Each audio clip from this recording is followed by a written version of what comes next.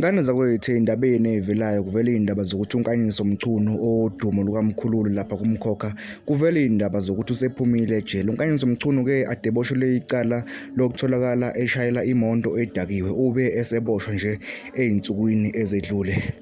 Ngane zakwethu lezi ndaba-ke siqinisiwe umthombo wemidiya khona la ey'nkundleni zokuxhumana ukuthi uNkanyiso Mchunu usephumile ejele uphume ngebheyili ka-500. Kanti-ke mbukeli, ngale kokukhuluma kakhulu ngakuthokozela ukuzwa umbono wakho ukuthi wena uthini ngalezi ndaba ey'thinta uNkanyiso Mchunu odume kakhulu laphana kumabonakude emidlalweni okubala kuyo Uzalo, Umvango, Umkhokha kanye nomdlalo nje otrenda kulezi nsuku My Brother's Keeper. Ngicela ukuthi umuntu uyafela igasi, ucofoze subscribe uphinde ulike.